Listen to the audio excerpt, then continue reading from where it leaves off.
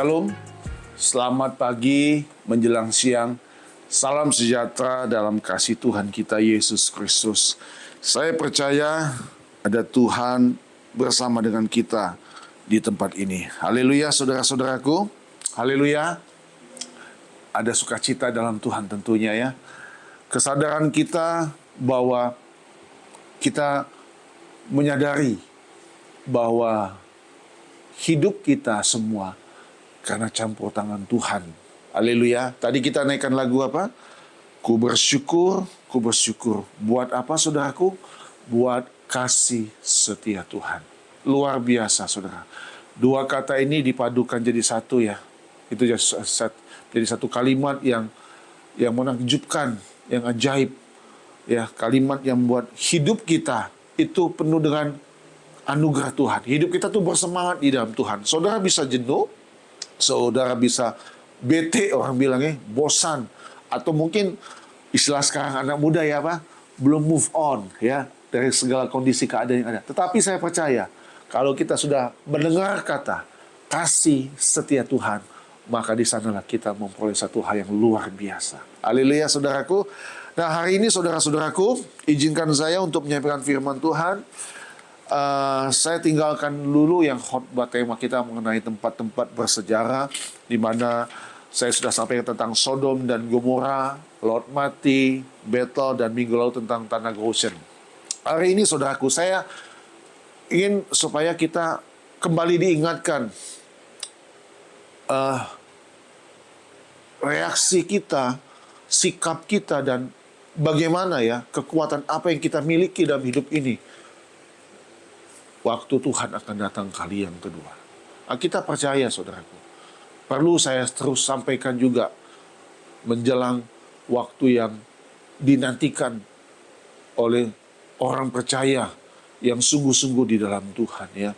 Bulan depan kita juga akan merayakan hari kelahiran Tuhan Yesus Kristus. Nah, saudara, mari bersama saya kita membuka Alkitab kita dalam Markus pasal yang ke-13 ayat 24 sampai ayat 32. Markus pasal yang ke-13 ayat 24 sampai 32. Dan terima kasih juga buat anak kami, Kakak Ingrid yang sudah boleh hadir bersama kita ya. Terima kasih ya Kak ya, sudah cuti, masih tetap selalu punya kerinduan untuk datang melihat orang tua, melihat pelayanan tempat ini, dan selalu tetap setia dalam mengikuti Tuhan Yesus. Oke, Markus 13. Saudara perhatikan ayat 24 mulai, saya akan baca sampai ayat 32. Judulnya di sana, kedatangan anak manusia, perumpamaan tentang pohon ara. Tetapi saudara, ada satu ayat firman Tuhan yang ajaib, yang luar biasa, yang selama ini ya kita tahu ya, kita baca, tetapi mungkin hari ini kita akan lihat perenungan lebih dalam lagi. Ayat 24 kita baca, tetapi pada masa itu, sesudah siksaan itu, matahari akan menjadi gelap dan bulan tidak bercahaya. Dan bintang-bintang akan berjatuhan dari langit dan kuasa-kuasa langit akan goncang. Sudah kehilangan fungsinya. Sudah tidak ada lagi tidak ada lagi manfaat dan faedahnya. Kenapa?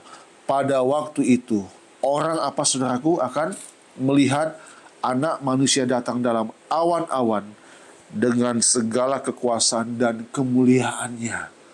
Dan pada waktu itu pun ia akan menyuruh keluar malaikat-malaikatnya. Dan akan apa saudaraku? Mengumpulkan orang-orang pilihannya dari keempat penjuru bumi, dari ujung bumi sampai ke ujung langit.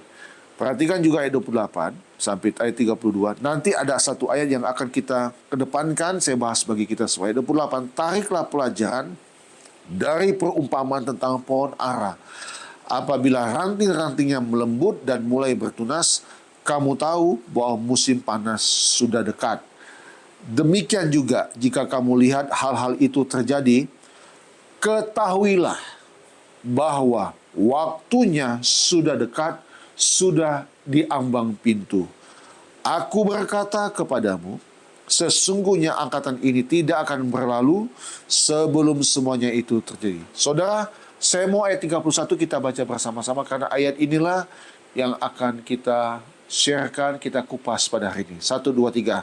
Langit dan bumi akan berlalu, tetapi perkataanku tidak akan berlalu. Ayat 32. Tetapi tentang hari atau saat itu tidak seorang pun yang tahu.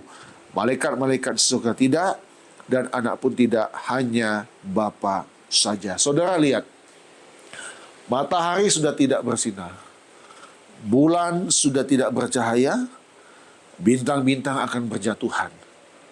Saudara, itu bukan lagi bencana alam, tapi itulah waktunya Tuhan akan datang kali yang kedua.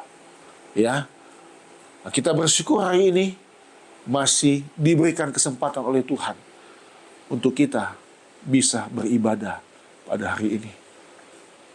Pegang apa yang Tuhan bilang. Kita tidak pernah tahu kapan Dia akan datang kali kembali. Kalau ada ya yang menyampaikan hari H, jam, waktu, saya mau katakan itu hoax, bohong, itu palsu, itu menyesatkan.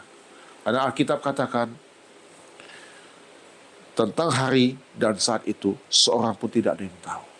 Saudara, salah satu penghiburan dan kekuatan bagi orang percaya dalam menanti kedatangan Tuhan Yesus kali yang kedua, apa itu saudaraku?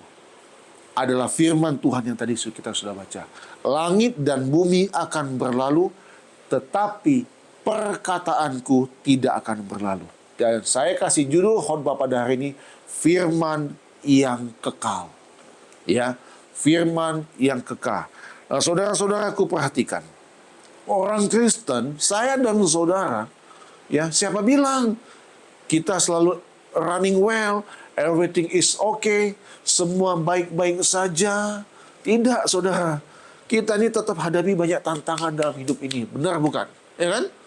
Kayak kakak tadi bilang ya, udah dengan usia 26, ya sudah mulai mengalami kebosanan, jenuhan, ada hal yang terjadi. Mulai. Nah, di sanalah titik balik untuk kita mulai banyak bertanya kepada Tuhan. Bagaimana kehidupan kelak kita ke depan. Tetapi hari ini saudara-saudaraku, kita akan melihat. Yang saya mau katakan adalah, orang di dalam Kristus bukan berarti kita bebas dari segala masalah. Tetapi orang di dalam Kristus akan pasti ditolong oleh Tuhan. Pasti itu saudaraku. Selama kita mau hidup bergantung kepada Dia. Saya tadi katakan orang Kristen akan tetap menghadapi tantangan di dalam dunia yang menuju kehancuran. Tadi kalau kita baca saudaraku ya, matahari akan jadi gelap dan bulan tidak bercahaya. Benda-benda tata surya ini, ciptaan Tuhan ini yang maha dahsyat itu, ya, akan tidak menarik lagi perhatian kita. Yang justru akan menggentarkan kita apa? Alkitab katakan pada waktu itu, pada waktu langit akan goncang, orang akan melihat anak manusia datang dalam awan-awan. Inilah dia saudaraku. Yang saya mau katakan, inilah dia yang dinantikan oleh orang yang percaya, yang sungguh-sungguh di dalam Tuhan. Ini tambahan saja boleh saudaraku. Catatan kecil saya mau bilang, kalau kita sudah membaca bagian ini dan kita merenungkan, artinya apa saudaraku? Catatan kecil saya apa? Artinya masalahmu itu udah gak ada artinya apa-apa lagi. Betul? Pergumulanmu udah gak ada artinya apa-apa lagi. Iya. Bahkan saya mau bilang, apapun yang kita miliki saudaraku, sudah tidak ada gunanya apapun juga. Gak ada lagi. Itulah sebabnya kesempatan ini buat saya dan saudara, dan buat Bapak Ibu yang menonton video khotbah ini, untuk kita berbuat banyak hal bagi Tuhan dan sesama kita. Saudara, saya ingin mengatakan bahwa firman Tuhan itu adalah sesuatu yang kekal. Firman Tuhan, dia kekal, abadi, dan jauh lebih pasti, ya, jauh lebih pasti daripada hal-hal duniawi yang fana ini. Kita sudah hafal ayat firman Tuhan ini. Pasti dari sejak sekolah minggu sudah pernah diajar firman Tuhan ini. Tapi mari ya, kita mau menghidupkan firman Tuhan. Tidak sekedar jadi logos, tapi menjadi rema dalam kehidupan kita. Kalau Alkitab katakan langit dan bumi akan berlalu, akan lenyap, akan hancur. Apalagi saya dan saudara ya. Bagaimana kita nanti keadaan kita. Tapi puji Tuhan. Bapak Ibu, saya mau berkata bagi kita semua. Alkitab mengingatkan kita. Firman Yesus Kristus tidak akan berlalu. Nah, itulah sebabnya hari ini 3 hal atau 4 poin, 4 hal yang saya bagikan bagi kita semua berkaitan dengan kita melihat firman yang kekal, firman yang abadi, firman yang jauh lebih pasti daripada hal-hal duniawi. Ya. Saudara, sebelum kita masuk pada beberapa poin ini, saya ingin rindu benar-benar ya mata rohani kita sebagai orang percaya beriman kepada Yesus itu diarahkan benar kepada hal-hal yang bernilai kebenaran yang sejati. Salah satu pernyataan yang pernah Rasul Paulus lontarkan kepada jemaat di Kolose, perhatikan saudara, kita buka sebentar Kolose pasal yang ketiga. Kitab Kolose pasal yang ketiga, perhatikan bunyi firman Tuhan mulai ayat yang pertama. Kolose 3 ayat yang pertama. Karena itu, kalau kamu dibangkitkan bersama dengan Kristus, carilah perkara yang di atas, di mana Kristus ada, duduk di sebelah kanan Allah. Yang kedua, ayat kedua, pikirkanlah perkara yang di atas, bukan yang di bumi. Saudara, jadi otak kita ini ya sebagai alat kecerdasan yang Tuhan berikan kepada kita tuh harus kita pergunakan dengan semaksimal mungkin untuk mengerti, menangkap, memahami kebenaran-kebenaran firman Tuhan. Pikirkanlah. Saudara mikir apa sekarang? Ya kan? Saya ngerti setiap kita tadi yang saya bilang kan ya, punya pergumulan. Pasti mikir nih, masa depan aku bagaimana? Mikir nih ke depan nanti bagaimana? Itu perlu kita pikirkan, saudaraku. Perlu kita renungkan. Perlu kita tindak lanjuti. Tetapi jangan sampai kita kehilangan keseimbangan dalam hidup ini. Apa itu maksudnya? Terlalu kita memikirkan hal-hal yang berbau duniawi, kita lupa untuk memikirkan hal-hal yang berbau rohani. Sehingga kalau kita lebih disibukkan dengan memikirkan hal-hal yang berbau jasmani, kita lupa menjaga hubungan kita dengan Tuhan itu bagian yang paling vital. Hari ini saya menerima renungan melalui handphone saya itu tentang bagaimana perjuangan hidup kita untuk melakukan kehendak Bapa. Itu tidak gampang, saudara-saudaraku. Ya, tidak gampang. Senin sampai Sabtu, rasa-rasanya seluruh hidup kita dikuas ya untuk memikirkan kehidupan jasmani. Sebagai hamba Tuhan, saya selalu mengingatkan engkau, ya, jangan lupa dan jangan lalai untuk tetap terus menjalin hubungan dengan Tuhan. Jangan lupa. Nah, 4 hal yang saya bagikan pada hari ini bagi kita semua, ya.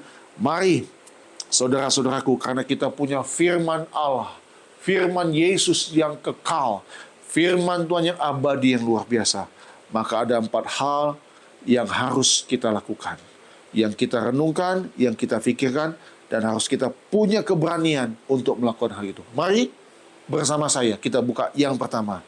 Kita baca Yakobus pasal 4. Yakobus pasal 4 ayat yang keempat. Yakobus pasal 4 ayat yang keempat. Hai kamu orang-orang yang tidak setia. Nah, siapa itu yang tidak setia? Kita baca terus. Tidakkah kamu tahu bahwa persahabatan dengan dunia adalah permusuhan dengan Allah? Jadi barang siapa hendak menjadi sahabat dunia ini, ia menjadikan dirinya musuh Allah. Saudara, kalau kita membaca ayat firman Tuhan ini, ya, secara tersirat ada dua pilihan yang disodorkan, yaitu mau bersahabat dengan dunia atau bersahabat dengan Allah. Kalau saya tanya nih sekarang, saudara mau pilih yang mana? Mau bersahabat dengan dunia atau bersahabat dengan Allah? Pasti jawabannya bersahabat dengan Allah.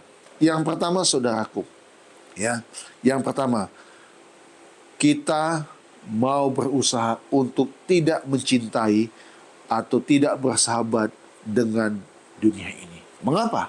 Karena kalau kita bersahabat dengan dunia ini, itu adalah satu permusuhan dengan Allah. Begini saudaraku maksudnya. Kata bersahabat itu kan punya arti adalah saling mengikat diri kita dengan pribadi yang lain. Ya, di mana keadaan kita, persoalan kita, masalah kita, kita curahkan kepada orang yang kita percayai, ya kan? Tentu setiap kita punya sahabat, pasti punya teman dekat minimal. Nah, biasanya bisa dikatakan hampir 70-80% kehidupan kita, isi hati kita, sahabat kita itu tahu. Nah, saudara-saudaraku, Allah tidak mau kita ini menjalin hubungan dengan dunia yang jahat ini. Mengapa? Dunia ini sudah jatuh dalam dosa. Dunia ini yang tadi saya bilang sedang menuju kepada kehancuran. Alkitab katakan begitu. Jadi Tuhan tidak mau saudara memiliki harapan kepada dunia ini, menjalin hubungan dengan dunia ini. Allah mau, Dia mau supaya saya dan saudara menjalin persahabatan dengan Dia saja, tidak dengan dunia.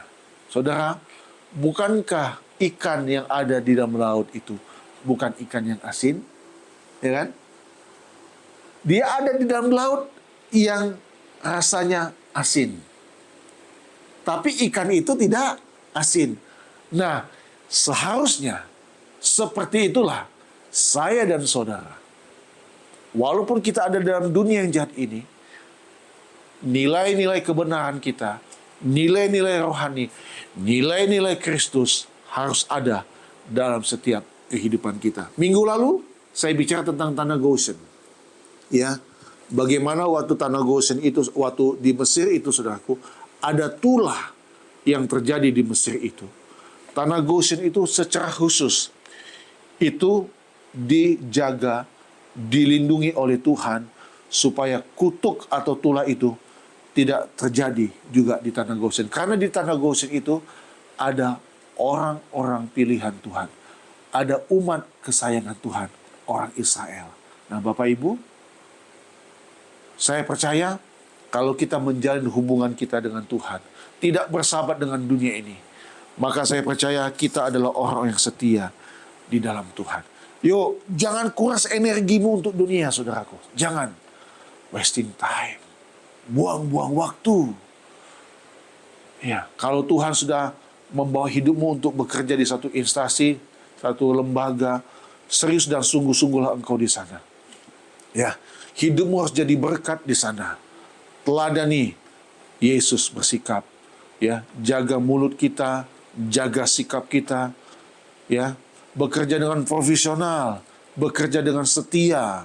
Tunjukkan bahwa kita ada di dalam satu lembaga, satu lingkungan, satu komunitas, karena memang Tuhan menghendaki kita ada di sana supaya kita menjadi berkat. Ya, itu yang pertama, saudara-saudaraku, menyikapi bahwa kita tahu bahwa langit dan bumi akan berlalu.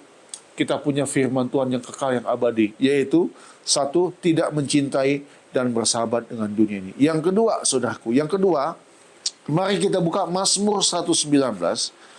Mazmur 119, saudara-saudaraku. Kita buka Mazmur 119. Saya akan bacakan bagi kita semua di dalam ayat 125 mulai. Mazmur 119. Mazmur 119 ayat 125 mulai. Ya, hamba-Mu aku ini, buatlah aku mengerti, supaya aku tahu peringatan-peringatan-Mu. Waktu untuk bertindak telah tiba bagi Tuhan.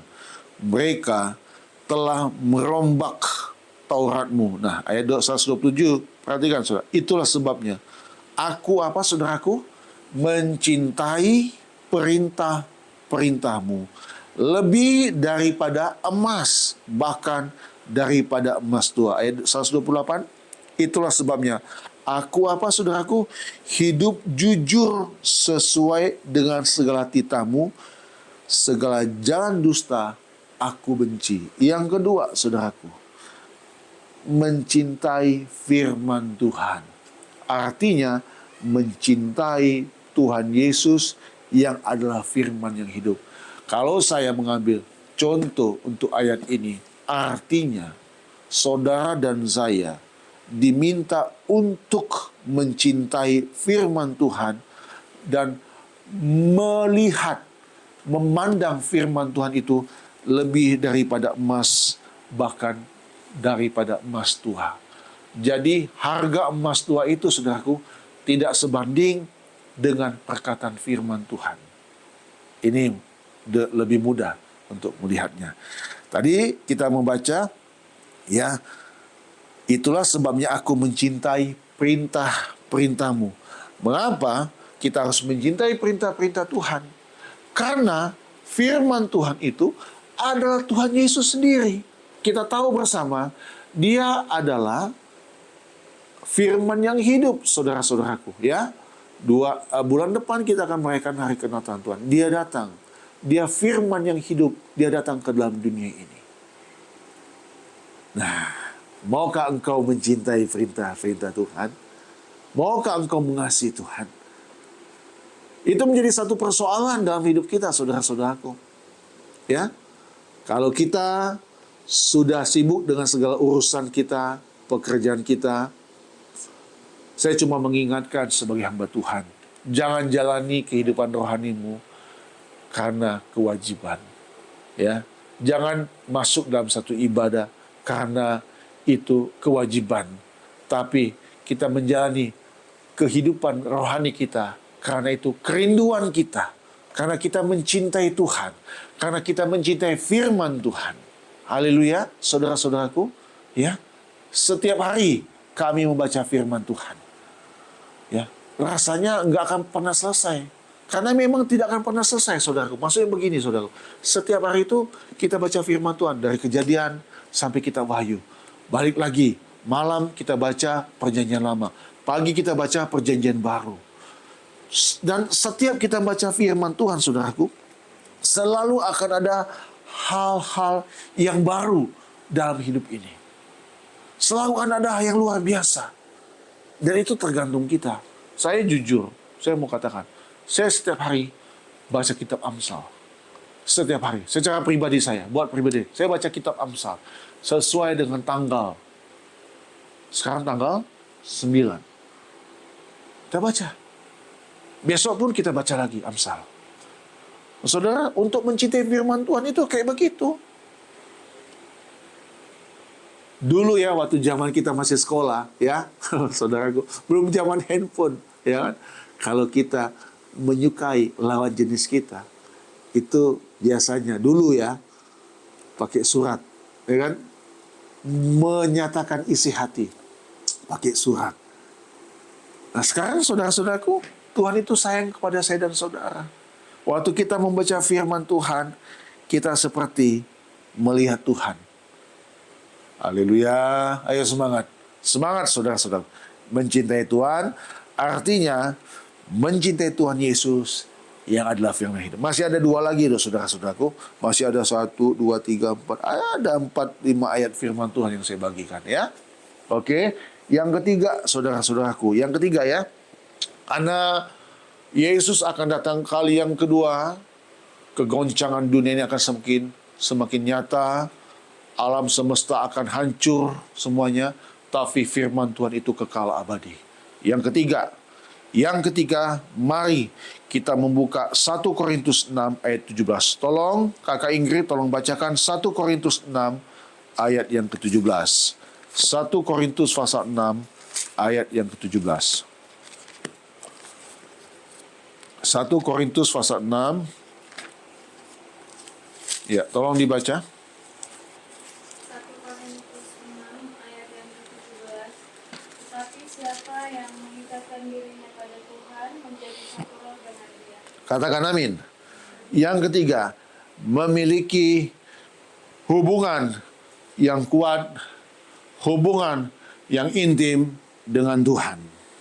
Ini mutlak, saudaraku. Tadi, kalau kita baca, sekali lagi, siapa yang mengikatkan dirinya pada Tuhan, menjadi satu roh dengan Dia. Itu tadi kalau kita kaitkan dengan yang pertama tadi, kalau kita mengikatkan diri kita dengan dunia, ya kita jadi satu roh dengan dunia. Dunia ngomong apa, saudaraku? Ambil aja, korupsi saja, balas kejahatan dengan kejahatan, tidak usah pedulikan orang lain. Itu bahasa dunia. Tapi bahasa Tuhan tidak seperti begitu, saudara-saudaraku. Hidup jujur. Jadi Tuhan bilang kan, hidup dalam kebenaran, mengalah. Jangan balas kejahatan dengan kejahatan. Jangan kikir, jangan pelit. Nah sekarang bagaimana saudara bisa satu roh dengan Tuhan? Kalau kita satu roh dengan Tuhan, artinya kita mendengar suara Tuhan. Ya kita harus mengikat diri kita dengan Dia. Nah, saya kasih tahu ya saudara, mengikat diri kita dengan Tuhan itu melalui doa dan persekutuan dan fellowship. Nah tolong tolong baca Amsal 23 ayat 26. Tadi kakak Ingrid pun bersaksikan ya, ingin menyembah Tuhan, ya, ingin memuji Tuhan, mengikatkan diri dengan Tuhan. Yuk, Amsal pasal 23. Amsal 23 ayat 26.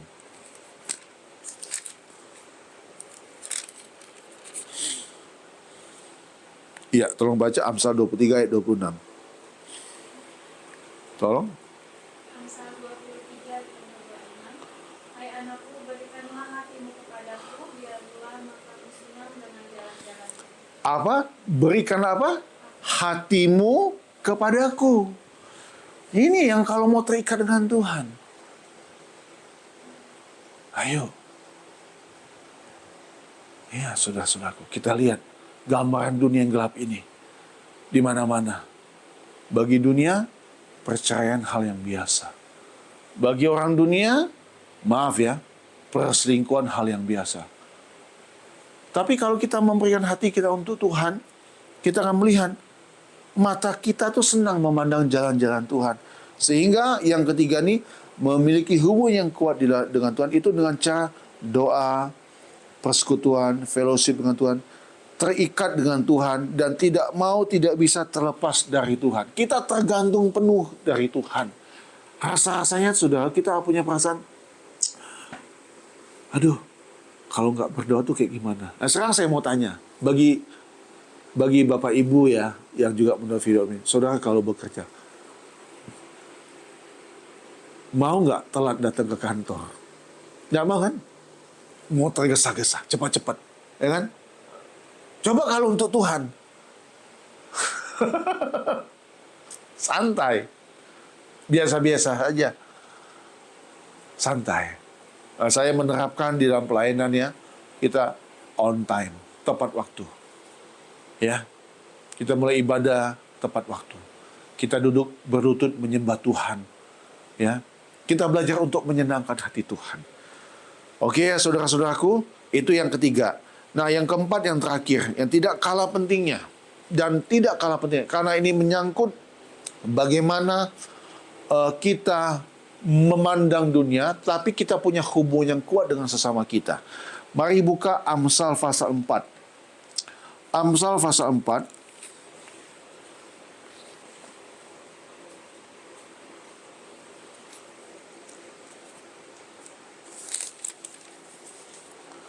Amsal 4 ayat 14 dan ayat 15. Tolong dibaca Amsal 4 ayat 14 sampai 15. Amsal 4 ayat 14 sampai Janganlah menempuh jalan orang fasik dan janganlah mengikuti jalan orang jahat. Ayat 15, jauhilah jalan itu, janganlah melaluinya, menyimpanglah daripadanya dan jangan. Nah, saudara perhatikan yang keempat. Meninggalkan pergaulan yang tidak baik. Tadi Tuhan bilang langit dan bumi akan berlalu. Tapi perkataanku akan tetap tinggal tetap. Nah saudara, salah satu yang membuat kita tuh mau untuk meyakini firman Tuhan ini, kita ingin meninggalkan pergaulan yang tidak baik. Ini, Tuhan kasih sudah petunjuknya.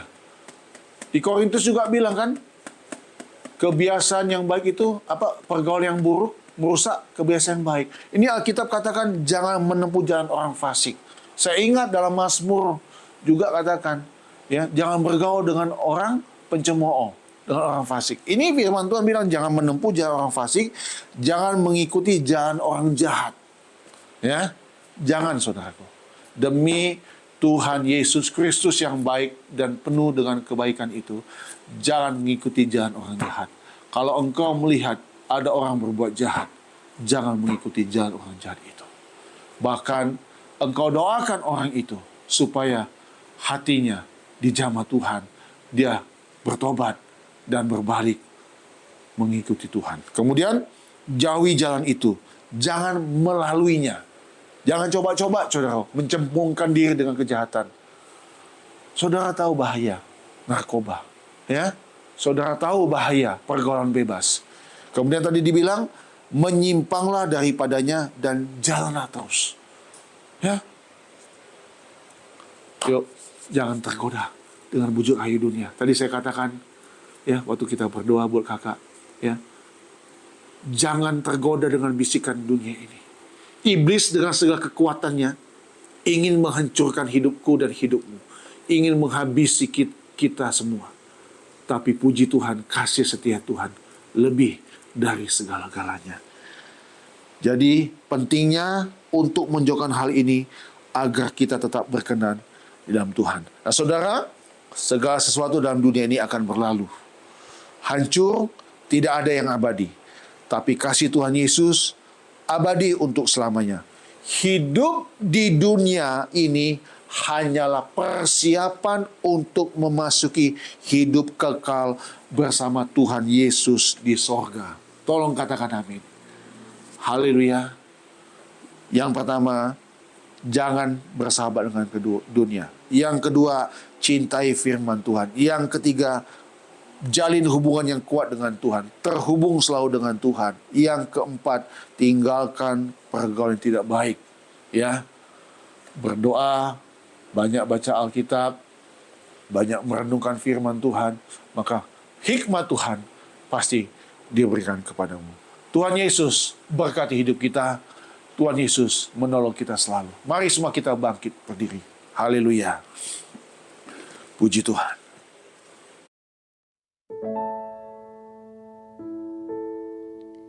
Ku mau cinta Yesus selamanya. Ku mau cinta Yesus selamanya. Meskipun badai silih berganti dalam hidupku, ku tetap cinta Yesus selamanya. Ya Aba, Bapa, ini aku anakmu, layakkanlah seluruh hidupku. Ya Aba, Bapa, ini aku anakmu, pakailah sesuai dengan rencanamu.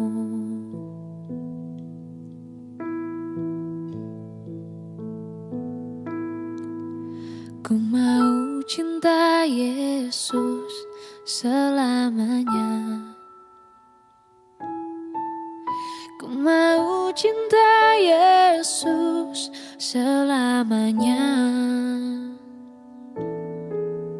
Meskipun badai silih berganti dalam hidupku, ku tetap cinta Yesus selamanya.